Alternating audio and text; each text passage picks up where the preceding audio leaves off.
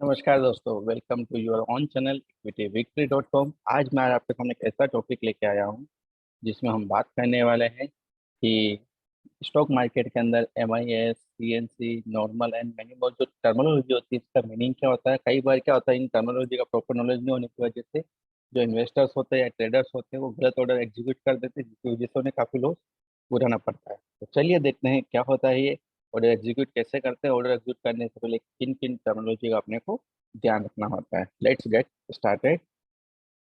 So as you know, my name is Lokesh Chavisa. I have been working in the stock market from past 12 years. I have done my MBA in finance from the Institute of Management. I am certified financial modeling from NIC. Zero the 60 days challenge. I'm also winner of that competition in All India Stock Trading Competition organized for the all the BU school, in which I got second position. And there is a one good platform that is Stock Grow community where 45,000 plus followers are following me. So this is my experience so far in the stock market. Based on my overall experience, I thought this is the very basic jankari that should be have by each and everyone. So these are the few certificates. You can see this. So before going into the process, I would like to give you some disclaimer. पहली बात, ये जो मैंने video बनाता हूँ, ये video only for educational and awareness purpose के लिए होता है। आप इस वीडियो के बेस पे कोई भी अगर आप ट्रेड लेते हैं तो इसके लिए you are the only responsible. And if you have any constraint or concern regarding the content or anything, you can write on my official website, you can write on my Telegram channel, you can approach me via email. तो चलिए अपन बात करते हैं pre trade preparation क्या होता है। जब अपन trading करते हैं या फिर इन्वेस्टमेंट करते हैं तो पहले अपने को क्या करना चाहिए। सपोज आप कोई न्यूज़ चैनल देख रहे हैं या फिर रिकमेंडेशन आता है आपके पास कि आपको ये स्टॉक बाय करना चाहिए। यूजली मोस्ट ऑफ द जो इन्वेस्टर्स या ट्रेडर्स होते हैं वो क्या करते हैं, उस पर्टिकुलर स्टॉक को बाय करने के लिए जंप कर जाते हैं, जो कि मैं सजेस्ट नहीं करता हूँ। सबसे पहले आपको ये देखना होता है, ये क्वेश्चन पूछना चाहिए बिफोर इन्वेस्टिंग कि ये जो कंपनी है एक्चुअल उसका बिजनेस प्रोस्पेक्ट क्या है, उसकी फ्यूचर क्या है। और you should ask this question to yourself, is this the company's revenue is increasing like year on year, past 5 years से कंपनी के रेवेन्यू इंक्रीज हो रही है। कंपनी एक्चुअली रेवेन्यू इंक्रीज होने के अलावा प्रॉफिट मेकिंग है कि नहीं है। Like you can say Zerodha है, फ्लिपकार्ट है, इनकी रेवेन्यू इंक्रीज हो रही है no doubt, but their profit is not increasing like that. So you should also check, is the company is able to pay debt. Company ने जो लोन ले रखा है, जो डेट ले रखा है, कंपनी कैपेसिटी है क्या उसको पे करने की। इसके लिए आप इंटरेस्ट कवरेज रेशियो देख सकते हैं। कंपनी का इंटरेस्ट कवरेज रेशियो 0.5 या 0.1 से बिलो है कि नहीं है, वो आप चेक कर सकते हो। Is the company is the strong position enough to compete with the peers. ये जो लास्ट पॉइंट है debt is very very important. आपको ये देखना चाहिए, अगर आप सपोज कोई फार्मा कंपनी चूज करते हो तो फार्मा सेक्टर की जो रिमेनिंग कंपनीज है उनके अलावा इस पर्टिकुलर कंपनी में क्या कॉम्पिटिटिव स्ट्रेंथ है, क्या डिफरेंस है। ऐसी कौन सी मेडिसिन है ये कंपनी जो बनाती है वो अदर कंपनीज नहीं बनाती। इस टाइप से आप कंपनी के अंदर ये सब चीजें देख सकते हैं। उसके अलावा और बहुत कुछ है कि जैसे कि स्टॉक एक्सचेंज की वेबसाइट पर जा सकते हो, कंपनी की वेबसाइट पर जा सकते हो, कंपनी की रिसर्च इंडस्ट्री की जो रिसर्च रिपोर्ट है आप वो देख सकते हो। न्यूज़पेपर में उसकी कोई नेगेटिव इमेज ऐसा कुछ तो नहीं है, वो आप देख सकते हो। सोशल मीडिया पे कंपनी पे फॉलोअर्स क्या लिख रहे हैं, क्या रिव्यू लिख रहे हैं, वो आप देख सकते हो। अब कुछ इंपॉर्टेंट फैक्टर्स है जैसे कि आपको प्रोमोटर और उसके शेयर होल्डिंग का पैटर्न देखना चाहिए। प्रोमोटर्स है उनका जो शेयर होल्डिंग पैटर्न है that should be more than 50%। Otherwise क्या होता है, कंपनी के डिसीजन पावर के अंदर प्रोमोटर का रोल मेजर नहीं रह जाता है। और जो प्रोमोटर है उनके शेयर उन्होंने कहीं गिरवी तो नहीं रख रखा है, प्लेज नहीं होना चाहिए। आप कंपनी का स्कोप, कंपटीशन, प्रॉफिटेबिलिटी जो अपने लास्ट स्लाइड में बात किया वो सब देखना चाहिए। ये इंपॉर्टेंट चीज है। आप फाइनेंशियल कंपनी की ऑफिशियल वेबसाइट पे जाके उसकी फाइनेंशियल रिपोर्ट देख सकते हैं। उसमें आपको देखना चाहिए कंपनी का अर्निंग पर शेयर क्या है, प्राइस टू अर्निंग रेशियो क्या है, बुक वैल्यू क्या है। Price to earning ratio basically क्या होता है, अगर आप देखेंगे किसी कंपनी का 7 होता है, किसी का 20 होता है, किसी का 30 होता है, किसी का 100 होता है। The meaning is that how much amount you are investing to earn 1 rupees. Like किसी कंपनी का price to earning ratio is 10 है, तो it's means you are investing 10 rupees to earn a 1 rupees. और किसी कंपनी का price to earning ratio is 20 है, it means you are investing 20 rupees to earn a 1 rupees. तो आप मुझे बता सकते हैं which one is better. Obviously, the company is the has the price earning ratio is very less, like 10 rupees.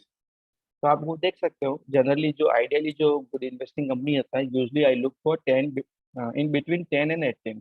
ज़्यादा below होना भी समथिंग फिशे हो सकता है, और ज़्यादा हाई होना कई बार कुछ कंपनी का बहुत, जैसे अवेन्यू सुपर मार्ट है, तो उसका 167 है, because that is a growing company, that has a different philosophy. ऐसा क्यों है उसका मैं एक प्राइस टू अर्निंग पर एक सेपरेट वीडियो बनाऊंगा, तो उसका डिटेल जानकारी आपको दूंगा उसमें। कैश फ्लो देखना चाहिए, specially cash flow from operation. Three type के कैश फ्लो होते हैं: cash flow from operation, cash flow from investing, cash flow from financing. तो अगर company is very good making business, making profit, making cash from their operation, it means जो company का cash flow from operation है, company का जो free cash flow है उसका 80% and above होना चाहिए। Like if company is generating free cash flow more than 80% via from its operation, then it's very good sign that company has a very good progress report। और company का जो past few years है उसका sales turnover देखना चाहिए, profitability देखनी चाहिए। Company के पास अगर फ्री कैश फ्लो है तो कंपनी उस फ्री कैश फ्लो को कहाँ यूज करिएगा। अगर कंपनी डिविडेंड पे करे तो दैट इज गुड, अगर डिविडेंड पे नहीं कर रही है तो उस कैश फ्लो को कंपनी अपने खुद के जो प्रोजेक्ट है उसमें इन्वेस्ट करे या फिर आइडियल करती है, वो चीज़ें भी अपने को ट्रैक करना चाहिए। और कंपनी का डेट प्रोफाइल क्या है, डेट टू इक्विटी रेशियो देखना चाहिए। और कॉर्पोरेट गवर्नेंस ट्रैक रिकॉर्ड देखना चाहिए, कंपनी अपने इन्वेस्टर्स के साथ, स्टेक होल्डर्स के साथ किस तरह से ट्रेड कर रही है ना। ये तो हो गया कैसे अपन को स्टॉक को आइडेंटिफाई करके क्या क्या जानकारी होनी चाहिए बिफोर बाइंग एनी स्टॉक। अब आता है स्टॉक आइडेंटिफाई कर लिया है, अब उसको बाय कैसे करना है। उसके लिए आपको क्या करना पड़ता है, पहले आपको एक डीमेट अकाउंट खोलना पड़ेगा। फिर आप जो डीमेट अकाउंट खोलते हैं उसमें आप ट्रेड बाय फोन कॉल कर सकते हैं, ट्रेडर को मेल करके कर सकते हो, या ऑफिशियली जो ट्रेडर की वेबसाइट या ऐप होते हैं उस पर जाके आप खुद बाय या सेल कर सकते हो। तो बाय और सेल करने के लिए क्या करता है, जैसे आपने डीमेट अकाउंट खोला, ऑफिशियल वेबसाइट पे गए, ऑफिशियल वेबसाइट जाने के बाद आपको एक यूजर नेम और पासवर्ड मिलेगा। वो यूजर नेम पासवर्ड को आप ओटीपी के थ्रू वेरीफाई करने के बाद आप उस सॉफ्टवेयर में जाते हैं और मार्केट वॉच सेक्शन में जाकर उस पर्टिकुलर स्टॉक को आप अपनी वॉच लिस्ट में ऐड कर सकते हो। जिससे मार्केट वॉच सेक्शन में जाते हो तो आपको कुछ टर्मोलॉजी दिखती है, जैसे कि एलटीपी दिखता है। एलटीपी बेसिकली ये दिखाता है कि लास्ट ट्रेडेड प्राइस, कंपनी का जो प्रीवियस डे क्लोजिंग है उस समय जो ट्रेडिंग हुई उसमें उसकी क्लोजिंग प्राइस क्या थी। और परसेंटेज चेंज लास्ट ईयर्स के कंपैरिजन में आज के डेट में जो परसेंटेज में चेंज हुआ, that is the percentage change दिखाता है। प्रीवियस डे का क्लोज क्या हुआ वो दिखाता है। वॉल्यूम दिखाता है पर्टिकुलर पॉइंट ऑफ टाइम पे कितने लोगों ने उसमें बाय और सेल किया। बीड प्राइस और आस्क प्राइस क्या होता है, बीड प्राइस जिसमें बाय बाय करने वाले होते हैं, आस्क प्राइस जिसमें सेलर्स होते हैं। ओ एच एल सी होता है basically open, high, low and close. जो पर्टिकुलर कोई टाइम फ्रेम की कैंडल होती है, जैसे 10 minute, 15 minute, 30 minute, 1 hour, 1 day, 1 week. तो उस पर्टिकुलर डे में वो जो स्टॉक प्राइस है वो किस प्राइस पे ओपन हुआ, उसका हाई कितना रहा, उसका लो कितना रहा, उसका क्लोज कितना रहा। तो जो आप देख सकते हैं सिंपल ऑर्डर स्क्रीन ऐसे दिखती है। जो बीड प्राइस जो होती है, जैसे आप देख सकते हैं बीड प्राइस जो है 15 ऑर्डर्स है जिसकी क्वांटिटी 5,000। सिमिलरली आज प्राइस में 241 में 6 ऑर्डर है और 2050 लाइक है। तो बेसिकली क्या होता है, अब बायर और सेलर कंटिन्यू बेसिकली स्टॉक पे वॉल्यूम दिखाता है। इस वॉल्यूम में आप, ये बेसिकली आपको जानकारी के लिए होता है कि वॉल्यूम किधर जा रहा है, वॉल्यूम बाय साइड की तरफ जा रहा है या सेल साइड की तरफ जा रहा है। उसके इस वजह से आप ऑर्डर और प्राइस पे आप ऑर्डर एग्जीक्यूट होता है।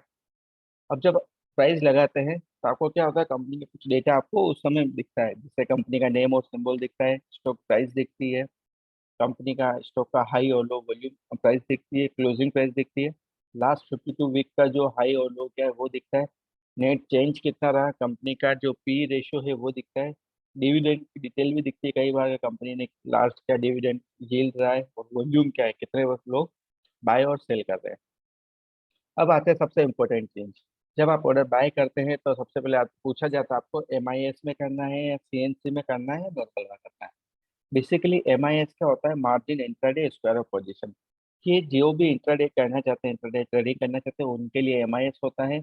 इसमें क्या होता है, जो ब्रोकरेज हाउस होते हैं वो बेसिकली आपको कुछ मार्जिन देते हैं, उस मार्जिन को आप लेके ट्रेडिंग कर सकते हैं। अगर आपने उस मार्जिन को 2 दिन या 3 दिन में सेटल नहीं करते हो तो आपको एक अच्छा सा इंटरेस्ट पे करना था, that interest is very very huge. तो अगर आपके पास डिलीवरी में कुछ स्टॉक है तो उसका अर्निंग्स आप सेटल कर सकते हैं। और एमआईएस के जितने भी ऑर्डर है by the end of the day automatically square up हो जाते हैं। आइडियली 3:15 पे ऑटोमेटिकली स्क्वायर ऑफ होते हैं। अगर आप उसको भूल भी जाते हैं स्क्वायर ऑफ करना तो ऑटोमेटिकली स्क्वायर ऑफ हो जाता है। अगर उसमें आप प्रॉफिट में है तो प्रॉफिट में स्क्वायर ऑफ होगा, अगर आप लॉस में है तो लॉस में स्क्वायर ऑफ होगा। जो भी पर्टिकुलर प्राइस होती है 3:15 की उस प्राइस पे वो ऑर्डर एग्जीक्यूट हो जाता है। Basically that is purely for intraday traders. CNC क्या था, कैश एंड कैरी। आपके पास डिलीवरी पे पहले फंड होना चाहिए, तो ही आप क्या कर सकते हैं, स्टॉक को बाय कर सकते हो, लॉन्ग रन में आप होल्ड कर सकते हो। ये कभी भी ऑटोमेटिकली स्क्वायर ऑफ नहीं होगा, और ये आपके डीमेट अकाउंट में आप कभी भी सेल कर सकते हो। इसमें आपको कोई लेवरेज नहीं मिलता है। एक होता है थर्ड नॉर्मल, ये basically futures and options trading के लिए होता है। F N O basically future and option for overnight trading. Future and options के लिए था investor need to pay margin under the overnight. आप अगर आप राइट में रखते हो तो उसके लिए आपको मार्जिन पे करना पड़ता है, मार्जिन बहुत ज्यादा होता है। और ये जो भी पोजीशन होती है ये भी ऑटोमेटिकली स्क्वायर ऑफ नहीं होती है। तो आपको समझ में आया एमआईएस क्या होता है, सीएनसी क्या होता है और नॉर्मल क्या होता है। अगर आप किसी स्टॉक को डिलीवरी के लिए बाय करना चाहते हो तो आप सीएनसी में बाय कीजिए, इंटरडे करना चाहते हो तो आप एमआईएस में कीजिए। और एफएनओ में यूजली जो न्यू ट्रेडर्स है उनको रिकमेंडेड नहीं करता हूँ। अब जब उस समय आता है एक लिमिट होता है, मार्केट होता है, एक स्टॉप लॉस होता है। लिमिट बेसिकली क्या होता है, अब सपोज किसी स्टॉक की प्राइस 100 रुपीज चल रही है, बट आपने सोचा कि मुझे इसको 95 पे ही बाय करना है, तो आप उस समय लिमिट ऑर्डर को एग्जीक्यूट करेंगे। आपने क्या करना है, 95 की प्राइस को लिमिट में डाल के छोड़ देना है। जब भी उस स्टॉक की प्राइस 95 आएगी तो आपका ऑर्डर एग्जीक्यूट होगा, अदरवाइज आपका ऑर्डर एग्जीक्यूट नहीं होगा। मार्केट में क्या होता है, बेसिकली आप ऑर्डर लगाते हो उस समय जो भी पॉइंट ऑफ टाइम मार्केट में जो प्राइस चल रही थी उस पर्टिकुलर प्राइस पे आपका स्टॉक बाय हो जाता है। बाय और सेलर का जो सेटलमेंट होता है, जिस सेटलमेंट में आपकी प्राइस सपोज 100 चल रही है और 101 गया, तो 101 पे आपका ऑर्डर एग्जीक्यूट हो जाएगा। अब क्या होता है, आपने कोई स्टॉक बाय किया, इंट्राडे में किया या डिलीवरी में किया, आपको ये लगता है कि यार ये स्टॉक अगर अभी 100 चल रहा है और 98 से बिलो जाए तो मेरा ऑटोमेटिकली पोजीशन स्क्वायर अप हो जाए और मुझे सिर्फ 2 रुपीज का ही लॉस हो, मेजर लॉस नहीं हो। तो उसके लिए अपन स्टॉप लॉस लगाते हैं। तो as soon as price goes below the certain level, जो ट्रिगर लेवल होता है, तो अपना क्या होता है, स्टॉप लॉस हिट हो जाता है। तो इस तरह से अपने को ऑर्डर बुक दिखती है, लिमिट, मार्केट, क्वांटिटी कितनी रखनी है, ट्रिगर प्राइस क्या रखनी है, वैलिडिटी क्या रखनी है, बेसिकली अपने को इंटरडे रखनी है या इमीडिएट, और कैंसिल करना है। और जब चाहो तब मैं आपको कैंसिल कर सकता हूँ। इस तरह से अपन प्लेस ऑर्डर करते हैं।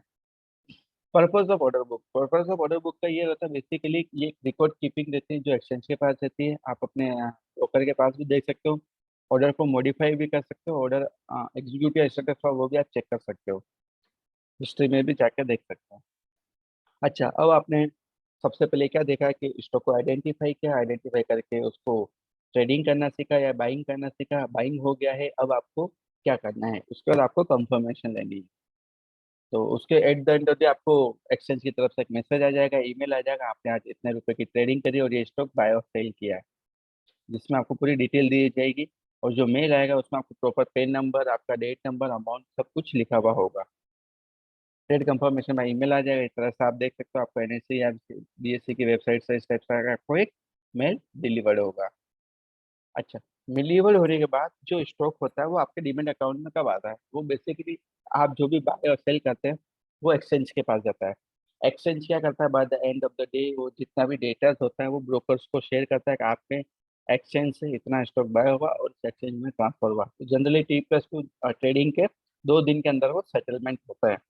तो ब्रोकर की जो वेबसाइट है, आप आपके अकाउंट में जो होता है वो बेसिकली जो स्टॉक T+2 ट्रेड में दिखता है, लेकिन जो एक्सचेंज होता है, जो ब्रोकर होता है, उसके फुल अकाउंट में इमीडिएटली आ जाता है। आप 3 दिन बाद उसको डिलीवरी अकाउंट में भी देख सकते हो। उसके अलावा आपको कंफर्म करना होता है कि ये जो पर्टिकुलर स्टॉक है वो मेरे अकाउंट में है या ब्रोकर के अकाउंट में। तो आप इसके लिए आप क्या कर सकते हैं, एनडीएसएल और सीडीएसएल दो एक्सचेंज होते हैं। Basically national security deposit limited account होता है, और एक होता है सीडीएसएल होता है, central depository security limited account होता है। तो आप किसी की वेबसाइट पे जो, अगर आपने डीमेट अकाउंट आपको चेक करना होता है, मोस्टली जो सीडीएस अपना जो अकाउंट होता है डीमेट अकाउंट, वो सीडीएसएल में होता है। तो आप सीडीएसएल की वेबसाइट पर जाके अपना खुद का एक लॉगिन क्रिएट कर सकते हैं। लॉगिन क्रिएट करने के बाद आप उसमें जाके अपना जो डीमेट अकाउंट होता है उसका एक आईडी होता है, वो आईडी आपको डालना होता है, और उसमें आप देख सकते हो कि आपके पास कितना शेयर्स इस ब्रोकर अकाउंट में पड़ा हुआ है। कई बार क्या होता है, जो ब्रोकर अकाउंट होते हैं उनकी कंपनी बंद हो जाती है, लेकिन अगर आपके डिलीवरी में जो भी स्टॉक है, आप सीडीएसएल की हेल्प की वजह से या एनडीएसएल की हेल्प की वजह से एक स्टॉक से एक्सचेंज से दूसरे एक्सचेंज में ट्रांसफर कर सकते हो। मेरे साथ एक ऐसा ही हुआ था, मैंने कार्वी में मेरा कुछ शेयर्स थे, उस कार्वी ने जो बैंकक्रप्ट हो गई थी, जिसमें कुछ घोटाला हुआ था, तो मेरा जो भी होल्डिंग थी कार्वी के अंदर, फिर मैंने सीडीएसएल में अकाउंट ओपन किया, उसमें डीआईएस स्लिप लगाया। डीआईएस स्लिप में डिलीवरी इंस्ट्रक्शन स्लिप होती है, जिसमें आप सीडीएसएल को इंस्ट्रक्शन देते हो कि मेरे ये जो स्टॉक्स है, अब मैंने नया डीमेट अकाउंट खुलाया है, उस डीमेट अकाउंट में आप ट्रांसफर कर सकते हो। इस तरह से आप वन एक्सचेंज से दूसरे एक्सचेंज में स्टॉक को भी ट्रांसफर कर सकते हो। अब आपको जानकारी होनी चाहिए क्या डूज होना चाहिए, क्या डोंट करना चाहिए। कभी भी आप क्या करना है, कोई भी मार्जिन चेक और कोई भी अमाउंट अपने डीमेट अकाउंट में नहीं रखना चाहिए। इन्वेस्टर जो होते हैं, आप किसी कोई भी अगर लोन लेते हैं, मार्जिन लेते हैं, तो आप इमीडिएटली पे ऑफ कर दीजिए, अदरवाइज आपको बहुत ह्यूज पेनल्टी पे ऑफ करनी पड़ती है, अच्छा हाई रेट इंटरेस्ट लगता है। इंश्योर जो भी आप डॉक्यूमेंट करते हो वो आपके नाम पे होना चाहिए। उसके अलावा जो चेक है वो पीरियोडिकली आपको चेक करना चाहिए। और कोई मार्जिन या सस्पेशियस कुछ मिला तो आपको इमीडिएटली सेबी को इन्फॉर्म करना चाहिए। डोंट ये होना चाहिए कि आपके डीमेट अकाउंट में आइडियली फंड नहीं होना चाहिए। किसी भी इन्वेस्टर चेक पे आप साइन करके अथोराइज पर्सन को नहीं देना चाहिए। और डीआईएस स्लिप जो होती है जनरली, जो मैंने आपको पहले बताया था, बेसिकली डिलीवरी इंस्ट्रक्शन स्लिप होती है, जो आपके स्टॉक्स को एक एक्सचेंज से दूसरे एक्सचेंज में ट्रांसफर करती है। आपको किसी एम्प्लॉय के नाम पर साइन करके किसी को देना नहीं चाहिए। तो अगर आई होप ये सब जानकारी आपको अच्छी लगी हो, अगर डेली आपको ये जानकारी अच्छी लगी हो तो आप please do like and subscribe my YouTube channel. और इसके अलावा भी आपको कुछ जानकारी चाहिए, आपको कुछ ऐसा लगता है इस टॉपिक पर मुझे वीडियो बनाना चाहिए, तो please you can reach out to me on my phone mobile number. You can write an email to me. You can visit our website. You can follow me on equitywictory.com at Instagram. You can join our Telegram channel जहाँ पे मैं basic जानकारी देता हूँ, कैसे fundamental analysis करते हैं, कैसे टेक्निकल एनालिसिस करते हैं, क्या क्या चीज़ों की जानकारी रखनी होती है। इन सब के अलावा ये सब करता है। Thank you very much, thank you very much for B